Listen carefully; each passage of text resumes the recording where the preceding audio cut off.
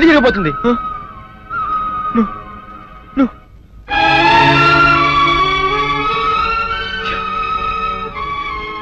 నా సుందరి నా నుంచి దూరం అయ్యాక నేనెవరి కోసం బతకాలి?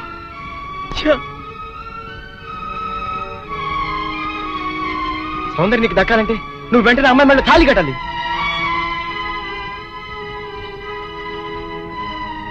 సౌందర్య దృష్టిలో నేను దోషిని, ద్రోహిణి. నా చేత తాళి కట్టించుకోవడానికి ఎందుకు ఒప్పుకుంటుందిరా? ఒప్పుకోపోయినా ఫలందరూ సరే తాళి కట్టేది. లేకపోతే రేపు నిర్దోషం నిరూపించి పడినా అప్పటికి సౌందర్యకి బుల్లిరాజుతో పెళ్ళైపోతుంది కనుక సౌందర్య అంత పశ్చాత్తాపడినా నువ్వు ఎంత ఏడ్చినా ఏమి ప్రయోజనం ఉండదు. అవును రామా, వీడు చెప్పింది కరెక్ట్. నువ్వు ఇంకేం ఆలోచించుకో పదా. మామా, పెద్దరాజు ఇప్పుడు గుళ్ళు అభిషేకం చేస్తున్నాడు. సౌందర్యం కూడా అక్కడే ఉంది. ఇదే మంచి అవకాశం. గుళ్ళు అందరి ముందు తాళి కట్టే. నీ వెనక మేము అందరూ అన్నాం. ఏం జరిగినా చూసుకుంటాను. నువ్వు పదరా.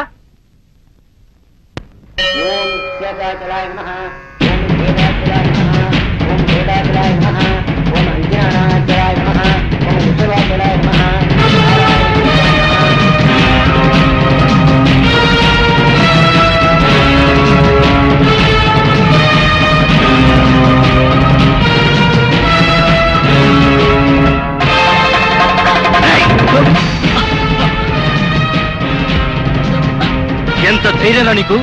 పెద్దిరాజు గారి కాబోయే కోడల మెళ్ళలో తాళి కట్టాలని ప్రయత్నిస్తావా? నువ్వు మా ఇంటికి వచ్చిన రోజునే ముక్కలు ముక్కలుగా నరికైపోవటం నేను చేసిన తప్పురా. నీ రక్తం కళ్ళ చూస్తా. నా కూతురు పెళ్లి పెళ్ళకి ఎక్కక ముందే నిన్ను పవిత్రమైన దేవాలయంలో రక్తపాతం జరగడం నాకు ఇష్టం లేదు. వీడిని ఊరి బయట తీసుకెళ్లి ముక్కలు ముక్కలుగా నరిగిపారేయండి. తీసుకెళ్ళండి. వీళ్ళు చంపొద్దు. ఊళ్ళో పీనుగులేస్తే మధ్యలో నా పెళ్లి ఆగిపోద్ది. సౌందర్యత నా సాగునం అయ్యాక అప్పుడు చంపండి. సౌందర్య నువ్వు పెళ్లి చేసుకోండి. కూర్చోబడి దూరం చేస్తాను. నేనేం చేస్తాను రా? ఈ చేతులు కావు సౌందర్య నాది, నా ప్రాణం. నువ్వు పడిన పన్నాగం వల్ల నా మీద అనుమానం, ద్వేషంతో నిన్ను పెళ్లి చేసుకోవడానికి ఒప్పుకుంది కానీ నీ మీద ప్రేమతో కాదు. సౌందర్య నీ పెళ్లి చేసుకునే ఆలోచన మానుకో, లేకపోతే నా చేతులు చేస్తావు. పెద్దిరాజు గారు, ఇక్కడంత ఘోరం జరుగుతుంటే చూస్తూ ఊరుకుంటారేంటండి? ఇవాళ ఇంత పని చేసిన వాడు రేపు పెళ్లిలో ఎంత అఘాయిత్యం చేయడానికైనా వెనకాడ్డు. వీడి ఊళ్ళో ఉంటే నా మనవరాలి పెళ్లి జరగనివ్వడు. అయితే ఓ పని చేస్తానమ్మా. ఈ పెళ్లి జరిగేంత వరకు ఈ కుర్రాన్ని ఈ ఊరి నుంచి బహిష్కరిస్తున్నాను. పెళ్లి అయ్యే లోపు ఈ ఊళ్ళో అడుగు పెట్టావా నేనేం చేస్తానో నాకే తెలియదు. రాజు మళ్ళీ చెప్తున్నాను, నా సౌందర్యం మెళ్ళో తాళి కట్టడానికి ప్రయత్నించావు, ఈ చేతులు నరికేస్తాను, ముక్కలు ముక్కలు చేస్తాను. రాజు ఈ ప్రాణం తీస్తాను.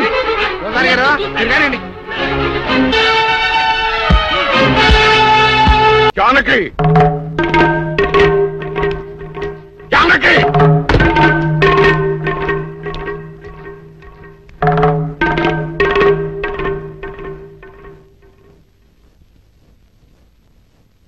ఇప్పుడు నీ కళ్ళు చల్లబడ్డాయా? నీకు తృప్తిగా ఉందా? నా మనవడు ఊళ్ళో ఉంటే నీ మనవరాలకు పెళ్లి కాదని వాడిని ఊళ్ళోంచి బయటికి గంటేయమని సలహా ఇస్తావా? ఆనాడు నా తల్లిదండ్రుల్ని చంపుకోలేక నా ప్రేమను చంపుకొని నిన్ను పెళ్లి చేసుకోలేదు. ఆ కక్ష మనసులో పెట్టుకుని నీ మనవరాల్ని నా మనవడి మీద గుసికొల్పి వాడిని ప్రేమలో దించి వాడి మనసు ముక్కలు చేస్తావా? అందుకే చాలగా వాడిని ఊళ్ళోంచి గెంటిస్తావా? వీరుడు నోరు పోయి. నా పేరు వీరయ్య దొర. పెళ్లి పెటాకులు కాని నీకు, పిల్లా జల్లాలేని నీకు కడుపు తీపి గురించి ఏం తెలుసు? నా మనవడు ఇప్పుడు ఎక్కడున్నాడో ఏమయ్యాడో తెలియటం లేదు. 4 రోజుల లోపల వాడు ఊళ్ళో కనుక రాకపోతే నేను రాక్షసుడు అయిపోతాను. ఈ అవమానం భరించలేక వాడేదైనా అఘాయిత్యానికి పాలు పెడితే అందుకు కారణమైన ఏ ఒక్కరూ ప్రాణాలతో ఉండరు. జాగ్రత్త.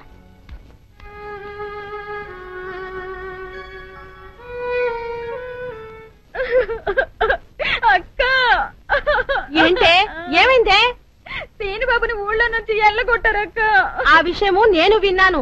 అంత మాత్రం దానికి ఏడుస్తూ కూకోవాలంటే ఎరిమోహమా? సీనుబాబు 4 రోజులు ఊర్లో లేకపోవడం మనకే మంచిది. ఊర్లో ఉన్నాడనుకో లటుక్కున ఏదో ఒక రోజు జానకమ్మ మనవరాలి మెళ్ళో తాళి కట్టేస్తాడు. ఇప్పుడు అసలు భయమే లేదు. ఒకవేళ 4 రోజుల తర్వాత తిరిగి రాకపోతే ఉలిపై పట్టేం కాదు. రాకెక్కడికి పోతాడు? నువ్వు ఏడుతూ కూకోమాక. మంచి ఇప్పుడు దొరల వంశం.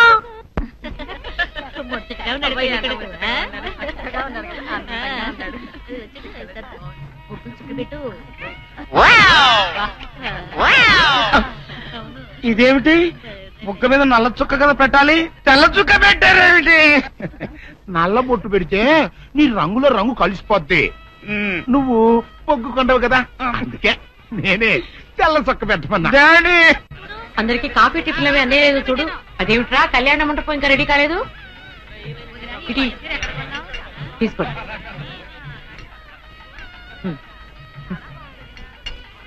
ఎంతైనా జానకమ్మే దగ్గరుండి అన్ని పనులు స్వయంగా చూసుకుంటది. మరి నన్ను ఏం చేయమంటారు చెప్పండి? నాదేమో ఆర్థికులని కొంపైపోయింది. మన ఇంట్లో పనులు మనం చేసుకుంటే తప్పే ఉందండి. ఏంటో ఆ సీనుబాబు గుళ్ళో గొడవ చేయకుండా ఉంటే ఈ ముహూర్తానికి మా పిల్ల పెళ్లి కూడా ఉండేది. ఈ ముహూర్తానికి ఎందుకులేండి, మాది అసలే తొరల వంశం. పొట్లకేం కాదు. అమ్మా సుందరి, అమ్మా సుందరి. ఏంటమ్మా ఏమైంది? ఏమోనండి, ఉన్నట్టుండి కళ్ళు తిరిగి పడిపోయింది. సుందరి రండి, పాపం ఉన్నట్టుండి పిల్ల కింద పడిపోయిందండి. ఏం చూడండి.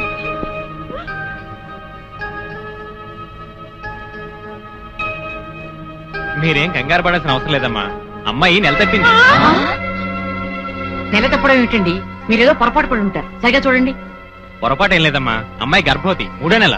అదెట్టా కుదురుతుంది తాతగారు? ఆ సీనుగాడు పాప ఈ పిల్లని బలత్కారం చేసి వారం రోజులు కూడా కాలేదు, అప్పుడే 3వ నెల అట్ట వస్తే? అది డాక్టర్ గారిని అడగాల్సిన ప్రశ్న కాదండి, అమ్మాయిని అడగాల్సిన ప్రశ్న. ఏమే సుకుమారి, ఏంటిదంతా? నాకేం తెలీదు. తెలీదు. మీరెవరు నాకు కందులు పెట్టినంటే నేను మీకు రహస్యం చెప్తా. సుందరి కడుపులో ఉన్న బిడ్డకు తండ్రి నేనే. ఏంట్రా నువ్వు చెప్పేది? ఆపండి, ఇదంతా అబద్ధం. వీళ్ళు చెప్పేదంతా పచ్చి అబద్ధం.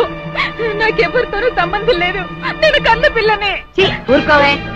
ఆ వేరే తోట మనోడు నిన్ను బలాత్కారం చేసిన తర్వాత కూడా నువ్వు కన్నెపిల్లవు ఎలా అవుతావు? వీళ్ళంతా చెబుతున్నది నిజమే అయితే నువ్వు ఆడపిల్లవే గాని కన్నె పిల్లవెలా అవుతావు? కాదు, నేను కన్న పిల్లనే. నన్ను సీనుబాబు పాడు చేయలేదు. ఏంటి? సీనుబాబు నిన్ను పాడు చేయలేదా? మరి అతనే నిన్ను బలాత్కారం చేశారని అయ్యాల పంచాయతీలో ఎందుకు అబద్ధం చెప్పావు? సీనుబాబుని నేను ప్రేమించాను, కానీ సీనుబాబు సౌందర్యని ప్రేమిస్తున్నాడు. సీనుబాబు నాకు కాకుండా పోయాడు అనుకున్న బాధతో నేను చచ్చిపోతే సీనుబాబు నీకు దక్కాలంటే నేను చెప్పినట్టు నాటకం ఆడమంది మా అక్క. అంతేగాని నేను చెడిపోయిన దాన్ని కాదు. సీనుబాబు నన్ను పాడు చేయలేదు. అసలు నేనే తప్పు చేయలేదు. అబద్ధం. దాని మాట లేదు, నమ్మకండి. కళ్ళు తిరిగి పడిపోవడంతో ఏదేదో మాట్లాడుతుంది. కప్పనోరు దాని అమాయకురాలు చేసి నువ్వు ఇంత నాటకం ఆడతావా? ఆ వీరయ్య ద్వారా మనవుడు తప్పు చేశాడంటే నేను నమ్ముతాననుకున్నావుటే? నువ్వు ఆడిన నాటకం నలుగురికి తెలియడం కోసమే నేను ఇలా నమ్మినట్టు నటించాను. ఏమిటే కూసావు? నీది దొరల వంశమా? ఏది మళ్ళీ ఇంకోసారి కూతకోయి నీ పళ్ళు రాలకొడతాను. జాగ్రత్త. వాసిని అమ్మ కడుపు మారా. నువ్వు చెప్పిన మాటలన్నీ నిజమని నమ్మి బంగారు లాంటి కుర్రోణ్ణి అనరాని మాటలన్నీ అన్నాను కదంటే, మచ్చలేని నా పంచాయతీ ప్రెసిడెంట్ పోస్ట్ లో తప్పుడు తీర్మానం చేశాను కదంటే, అయితే ఇప్పుడు అందరి ముందు సరైన తీర్మానం చెబుతున్నాను. ఏరాయి ద్వారా మనవడు నిర్దోషి అని తేలిపోయింది కాబట్టి ఈ సప్పిడి సుకుమారి చెల్లెల్ని ఆ బాబు పెళ్లి చేసుకోవాల్సిన అవసరం లేదు. అంతేకాదు, ఈ సప్పిడి సుకుమారి తను చేసిన తప్పుకి ఈ గ్రామ పంచాయతీకి 10,000 రూపాయల జరిమానా కట్టాల్సిందే. అమ్మ జానకమ్మ, నీ మూలంగా నేను చేసిన తప్పు దిద్దుకునే అవకాశం కలిగిందమ్మా. నీ మేలు మర్చిపోలేను.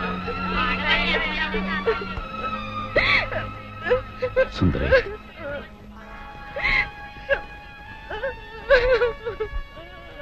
నిజమేంటో అందరికీ తెలిసిపోయింది. ఇంకా ఎందుకు బాధపడతాం? ఊరుకో. సౌందర్య, నేను విన్నదంతా నిజమేనా? అవునమ్మా, అది చెబుదామని వచ్చాను. పిచ్చి తల్లి, సీను నా కళ్ళ ముందు పుట్టి పెరిగిన బిడ్డమ్మా. అతను ఎలాంటి వాడో నాకు బాగా తెలుసు.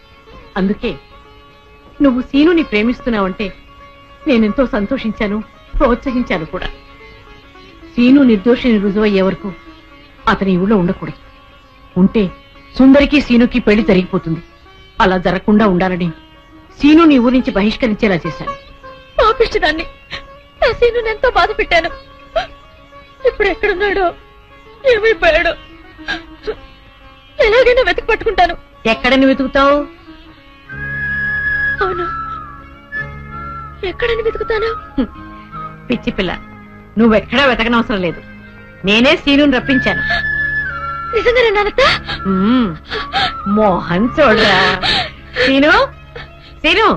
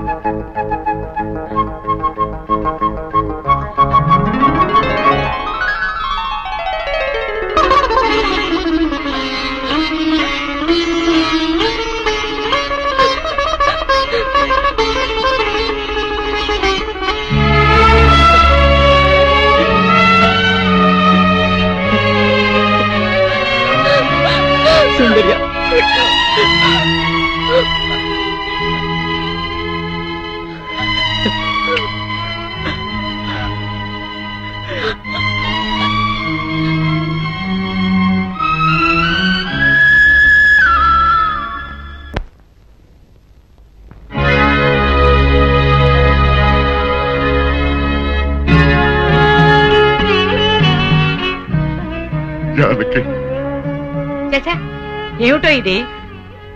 ఊరంతా వెలివేసిన నా మనవణ్ణి నువ్వు ఒక్కదానివి వెనకేసుకొచ్చావని తెలియక నేను నానా మాట్లాడినాను, నన్ను క్షమించు అంటావు అంతే కదా?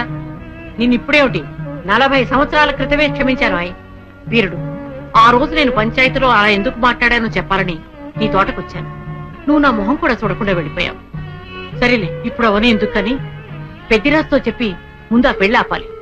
అదే ముహూర్తానికి శ్రీను సౌందర్యాల పెళ్లి జరిపించాలి. పెద్దిరాజు ఆ పెళ్ళాపడానికి ఒప్పుకుంటాడంటావా? పెద్దిరాజు చాలా పెద్ద మనసు కలవాడు.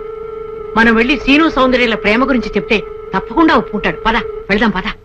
అవునమ్మా, నాది పెద్ద మనసే, నేను కాదన్ను. నేను అతి మంచోండి, అది కాదన్ను. అట్టా అని చెప్పి నా కొడుకు పెళ్లి పేట్ల మీదే ఆపు చేసేంత పెద్ద మనసు నాకు లేదమ్మా. ఇంకా పెద్ద మనిషి అనిపించుకోవడం కోసం నా కొడుకు బతుకు బజారు పాలు చేసేంత చిన్న మనిషిని కూడా కాదు. ఇంకా మీరు వెళ్ళండి. అది కాదు పెద్దిరాజు, నా మనవరాలు వీరయ్యదుల మనవుడు ప్రేమించుకున్నారు. మరి ఆయన మనవాడిని ప్రేమించిన పిల్ల అయితే నా కొడుకుని పెళ్లి చేసుకోవడానికి అట్ట ఒప్పుకుందండి. అందరితో పాటు నా మనవరాలు కూడా శ్రీను అపార్థం చేసుకుంది. తన ప్రేమ విఫలమైందన్న ఉక్రోషంతోనే మీ అబ్బాయితో పెళ్లి కొప్పుకుంది. శ్రీను నిరపరాధిని నిరూపించడం కోసమే నేను కూడా ఇంతవరకు ఆగవలసి వచ్చింది. అంటే మీ పిల్లల ప్రేమ కోసం నా బతుకుని భాగంగా పెడతారన్నమాట. ఏమా, పిల్లని అడిగాం, మీరు సరేనన్నారు, శుభలాకి అత్యంచాం. ఇప్పుడు వాళ్ళందరూ పెళ్లికి వచ్చారు.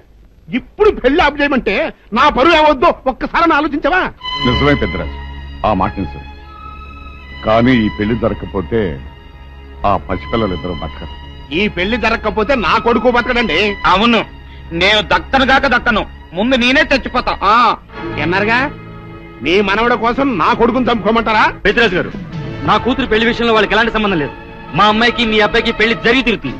అత్తయ్య, దయచేసి నా కూతురు జీవితాన్ని నీ జీవితంలో చెయ్యి. పెద్దరాజు గారు, వీళ్ళు ఎంతకైనా తెగించిన కన్ను. అందుకే పెళ్లి తర్వాత చేసే అప్పగింతల కార్యక్రమం ఇప్పుడే చేస్తున్నాను. నా కూతుర్ని మీకు అప్పచెప్తున్నాను. ఆ మొక్క చెప్పాల్సింది ఇప్పుడు కాదు, కోళ్ళ. అమ్మాయి లోపల తీసుకెళ్లి అలంకారం చేయించు. ఎల్లో చూసారుగా, పెళ్లి కూతురు తండ్రి కూడా పెళ్లికి ఒప్పుకున్నాడు. మంచి మనసుంటే ఉండి 2 అత్యంతలు వేసేయాలండి, లేకపోతే దయచేయండి. చేద్దామంట. సౌందర్యని పెద్దిరాజు నుంచి బయటికి తీసుకొస్తాం. ఎవరో వస్తారో చూస్తాం. అంటే నువ్వెక్కడ దొరికావయ్యా? సీక్రెట్ గా ప్లాన్ చేస్తుంటే ఊరంతా వినిపించేట అరుస్తా. దానికి నువ్వు ఎందుకు మావా? మేమున్నాం, పదండ్రా.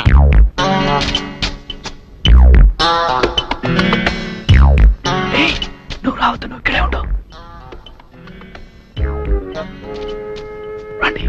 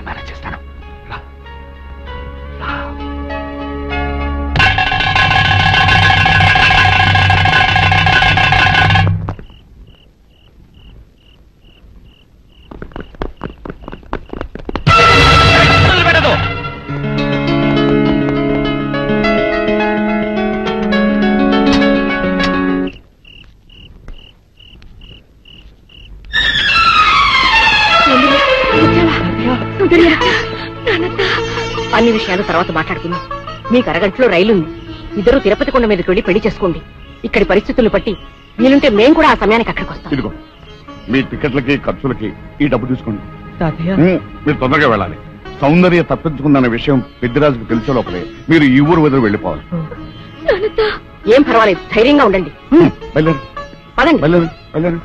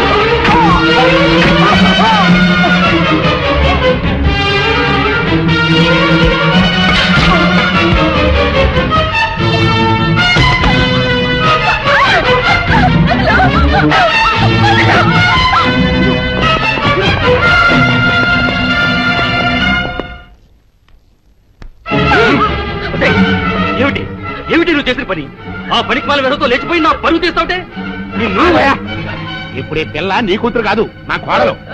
ఏదో కొడుతున్న వాళ్ళు చేసింది, ముహూర్తం టైంకి వచ్చేసింది కదా, వదిలేయ్. రేయ్ బుల్రాజు గారు తీసుకోండి. మంత్రి గారు, బుల్రాజు గారు కనపట్లేదు. కనపడబోవడం సరిగ్గా ఇల్లంతా చూసామండి, ఎక్కడ కనపట్లేదు. అయితే ఈ పిల్లని ఎత్తుకుపోయినట్టే కొన్నాళ్ళు నా బుల్లిరాజు గారిని కూడా ఎత్తుకుపోయింటారా? రేయ్ ఆ ఏరై దొరగాన్ని, జానికమ్మని, సీనుగాన్ని, ఆ కొన్నాయాలని ఇల్లు ఎత్తి ఎక్కడ కనబడితే అక్కడ కట్టుబడేసి రాసుకోండి. వెళ్ళండి, చెప్పండి. నా కొడుకుని ఎక్కడ దాచారో చెప్పండి, లేకపోతే మిమ్మల్ని అందరినీ చంపి పారేస్తా. పెద్దరాజు పిచ్చి పిచ్చిగా వాక్కు. నీ కొడుకేమయ్యాడో మాకేం తెలుసు? తెలవదు. ఈ పెళ్లి అనుకున్న కాడించి దాన్ని ఎట్టాపు చేయాలని మీరు అందరూ కలిసి పన్నాగాలు వేశారు. ఆఖరికి నా కొడుకును కూడా మాయం చేశారు. చెప్పండి, అని ఎక్కడ దాచారు? మాకు తెలియదని చెప్తుంటే వినిపించుకోవే. జానకమ్మ, పల్నాటి నాగమ్మ లెవెల్లో పథకాలేసి ఈ పెళ్లిని జరగొడదామని చూశావు. అది తెలుసుకోలేనంత ఎదవని కాదు నేను. మీ అందరికీ తెల్లారదాకా టైం ఇస్తున్నా. నా కొడుకుని ఎక్కడ దాచారో చెప్పకపోతే మీ అందరి బతుకులు తెల్లారిపోతాయి. నిజంగా బుల్రాజు అయ్యాడో మాకు తెలియదండి. నేను ఇంకేమీ తలుచుకోలేదు. మీకు ఇచ్చిన గడువు లోపల మీరు నిజం చెప్పాలి, అదే నేను వినాలి, అంతే.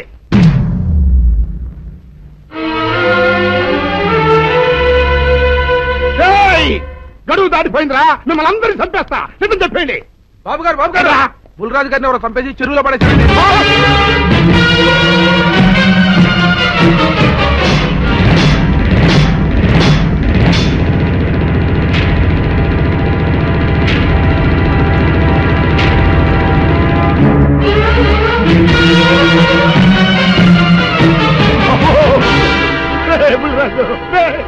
ధర్మానికి మారుపేరైన మీ కన్న కొడుకు మీద ఎవరు పగ పెంచుకున్నారో గాని మొహం నామరూపాలు లేకుండా చెక్కేశారు బా. నిన్ను ఊరి ప్రెసిడెంట్ చేద్దాం కదా అని ఎన్ని కలలు కన్నారా. అప్పుడే నీకు నూరేళ్ళు నిండిపోయినాయంట్రా. బుల్రాజు, వచ్చారు ఇన్స్పెక్టర్ గారు, రండి చూడండి, ఈ గోడను చూడండి. పెద్ద మనుషులు అనుకున్న వాళ్ళందరూ కలిసి పన్నాగం పన్ని నా బిడ్డను పొట్టను పెట్టుకున్నారండి. నా బిడ్డ సాగు కారణమైన వాళ్ళు ఎవ్వరూ బతికి బట్ట కట్టడానికి లేదండి. బుకింగ్ అయితే ఈడనండి ఈడలా కొడుకుంటుంది వాట్ ఇస్ దిస్? మీ ఆవేశాన్ని కాస్త తగ్గించుకోండి. అసలు మీ అబ్బాయిని ఇతనే చంపాడడానికి సాక్ష్యం ఏమిటి? ఆశ్చర్యం ఏంటండి, ఈడో పిల్లలు ప్రేమించాడంట, ఆ పిల్లనే మా అబ్బాయి పెళ్లి చేసుకోబోతుంటాను. వీళ్ళందరూ కలిసి ఆ పెళ్లిని ఆపుదాం చూశారండి. అది కుదరపోయేటప్పటికి ఈ ఘోరం తలపెట్టారండి. ఓకే ఓకే, మీరు ఆవేశపడకండి. ఆ విషయాలన్నీ చూసుకోవడానికి మేమున్నాం. Mister, your under arrest. Constables, అది తీసుకురండి. ఆగండి, ఈ హత్య చేసింది సీను కాదు. అతను కాదా? మరెవరు? నేను. జానకి, అవును వీరుడు, బుల్లిరాజుని నేనే చంపాను. నువ్వు చంపావా? నేను నమ్మను. అవును, నా మనవరాలికి సీనుకి పెళ్లి చేయాలంటే వీళ్ళెవరూ ఒప్పుకోలేదు. చూస్తూ చూస్తూ వాళ్ళ ప్రేమని బలి చేయలేకపోయాను. బుల్లిరాజు దగ్గరికి వచ్చి వాళ్ళ పెళ్లికి సహకరించమని ఎంతో ప్రాధాయపడ్డాను. అతనందుకు ఒప్పుకోలేదు సరికదా. చాలా అసభ్యంగా ఒక్క రాత్రి సౌందర్య తనతో గడిపిన తర్వాత సీనుకిచ్చి పెళ్లి చేసుకోమన్నాడు. నాలో ఆవేశం పొంగింది. ఏం చేస్తున్నానో నాకే తెలియలేదు. అక్కడ ఉన్న ఇనుపు లైట్ స్టాండ్ తో బలంగా బుల్లిరాజు నెత్తి మీద కొట్టాను. ఆ తర్వాత గాని నేను చేసిందేమిటో నాకు తెలియలేదు. కానీ అప్పటికే అతని ప్రాణాలు పోయాయి. వెంటనే శవాన్ని అక్కడి నుంచి తరలించి చెరువులో తోయించాను. ఇన్స్పెక్టర్ గారు, జరిగింది చెప్పాను. ఇందులో ఎవరి ప్రమేయం లేదు. ఈ హత్య చేసింది నేను. నన్ను అరెస్ట్ చేయండి. I see. అలాగా. కానిస్టేబుల్స్, ఆవిడ అరెస్ట్ చేసి తీసుకురండి. ఈ బాడీని పోస్ట్ మార్టం పంపించండి. వాళ్ళందరూ వదిలేయండి. పెద్దరాజు గారు, మీరు ఒకసారి స్టేషన్కి వచ్చి స్టేట్మెంట్ ఇవ్వండి.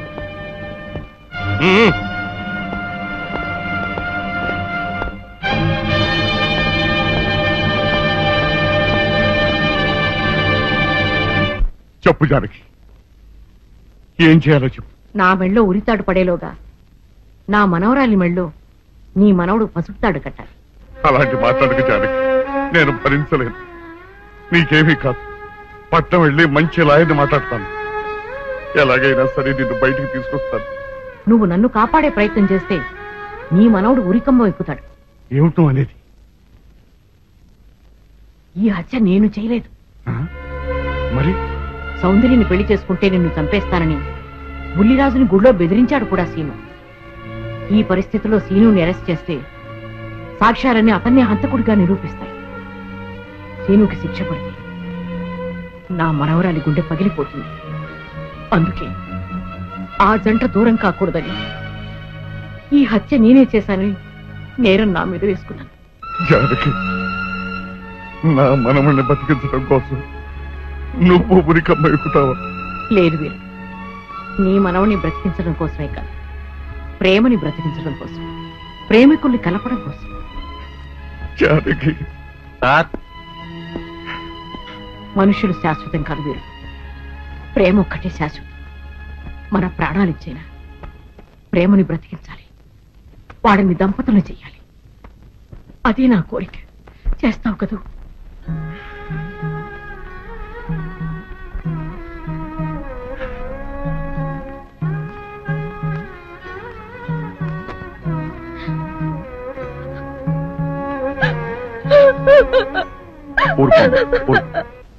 చెయ్యని నేరానికి జానకి శిక్ష అనుభవించడం నేను భరించలేదు. ఆమె చేసిన త్యాగానికి మన కుటుంబం మొత్తం తరతరాలుగా సేవ చేసిన ఆమె రుణం చేరు. మనం వెంటనే పట్టణం వెళ్ళి మంచి లాయర్ని మాట్లాడు.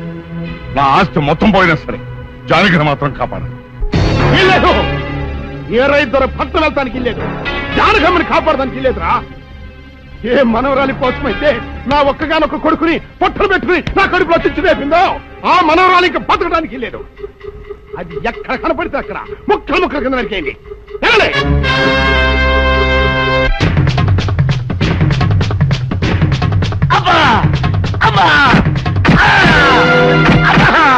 అభం శుభం తెలియని నా చెల్లిని పెళ్లి చేసుకుంటాను నమ్మించి మోసం చేస్తావా? నువ్వు వేరే పెళ్లి చేసుకుంటావు తెలిసి కూడా నీకు ఏ అపకారం తలపెట్టకుండా తన ఆత్మహత్య చేసుకోబోయిందిరా నా చెల్లెలు. అలాంటి మంచి పిల్లకి ద్రోహం చేయడానికి మనసల వచ్చిందిరా.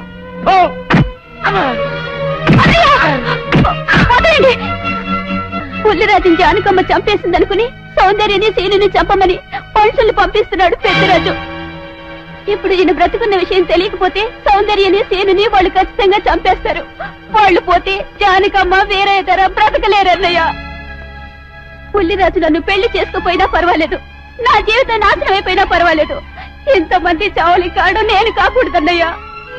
పుల్లిరాజు బ్రతికే ఉన్నాడన్న విషయం పెద్దరాలికి చెప్పండి అన్నయ్యా, చెప్పండి. వినరా విను, ఇంత జరిగినా అది ఇంకా నీ మంచిగా కోరుకుంటాను. ఇప్పటికైనా కళ్ళు తెరవు. రేయ్, ఈ నీడ్ బాబు కప్ చెప్పండి రా. ప్రెసిడెంట్ గారి మనుషులు సౌందర్యం తీసుకుపోతున్నారు. మన సీని గారి స్నేహితులు వాళ్ళతో కలబడ్డారు. రండి రండి.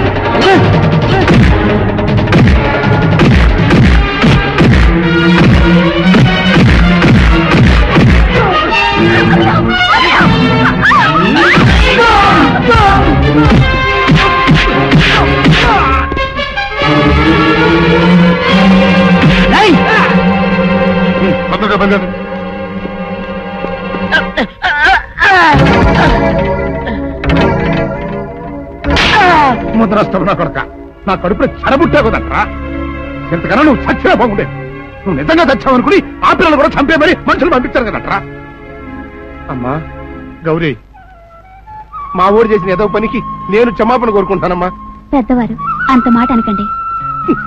ఏంట్రా సిగ్గు లేకుండా ఇంకా నిలబడదొస్తావు?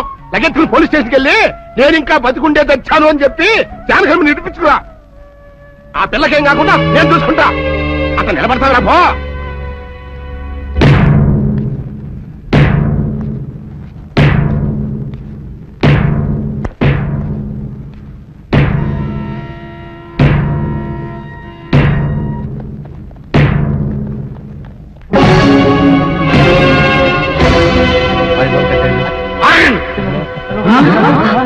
అడుగు ముందుకు వేశారో తలకాయలు పుచ్చకాయలా ఎగిరిపోతాయి. బాబు మీరు ఇక్కడే ఉన్నాడు, వాడు అంతు చూస్తాను. ఒరే పెద్దిరాజు, నీ బలగాన్ని వెంటేసుకొస్తే నేను బెదిరిపోయి నా మనవన్నే మనవరాలు నీకు అప్పగిస్తాననుకున్నావురా? ఎరగరా ఆవేశం తగ్గించే కాస్త నేను చెప్పేది ఇరవయా. దమ్ములుంటే మగాడు అన్నవాడు ముందుకు రండిరా. ఈ వేరేగారు సత్తాయిటో చూపిస్తాను. ఇప్పించుకోండి బాబు.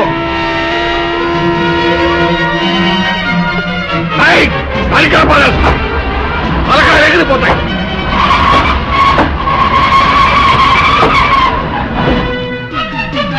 నేను అమ్మాయి మీరు ఎక్కడే ఎక్కడ మీరు వీళ్ళ సంగతి చూస్తాను.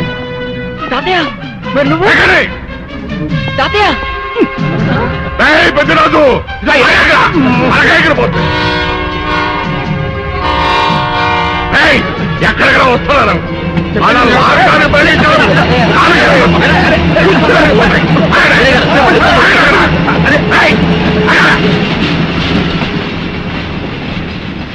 రేయ్, నా మనవడు మనవరాలు ప్రేమ పౌరాల్లా ఎగిరిపోయారా. వాళ్ళ పెళ్లి ఎవడాపుతాడో ఇప్పుడు ఆపండిరా. వీరుడు, నేనే వాడిని దింపేశాను. వీరుడు, నీకిచ్చిన మాటను కనీసం ఇప్పుడైనా నిలబెట్టుకుందాం అనుకుంటే ఎందుకు దించావు జానకి? బుల్లిరాజు బ్రతికినాడు తాతయ్య. బుల్లిరాజు బతికే ఉన్నాడా? అదిగో నిక్షేపంలా ఉన్నాడు మా అల్లుడు గారు. బుల్లిరాజు నీ అల్లుడా? అవును వీరయ్యా, మా ఊరు పెళ్లి చేసుకోవాల్సింది జానకమ్మ గారి మనవరాలి కాదు, ఈ పంతులు గారి కూతుర్ని. ఇది చెప్తామని వచ్చానేమో నువ్వేమో ఖర్చు మొత్తంలో ఎవరేం మాట్లాడుతారో నాకు అర్థం. అయితే త్వరగా వెళ్ళారండి, అందరం కలిసి పెళ్లి ఏర్పాట్లు అక్కడే చేద్దాం. ఈ కథ భరేస్తాంలే.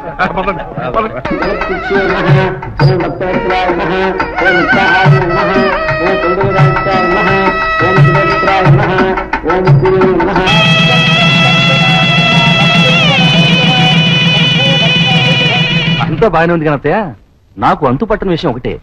ఇంతకీ నువ్వు చంపింది ఎవరిని? మీ అత్తయ్య ఎవరిని చంపలేదు, అంతా ఉత్తుదే. మరి ఆ చెరువులో దొరికిన శవం? నేను చెప్తాను. కొత్తపల్లి నుంచి ఇప్పుడే మాకు రిపోర్ట్ అందింది. ఆ శవం ఆ ఊరు వాడిదేనట. పెళ్లి కొడుకు తరపు వాళ్ళకి పెళ్లి కూతురు తరపు వాళ్ళకి జరిగిన ఘర్షణలో అతను చంపేసి ఆ శవాన్ని మీ ఊరి చెరువులో పారేశారట. అది విషయం.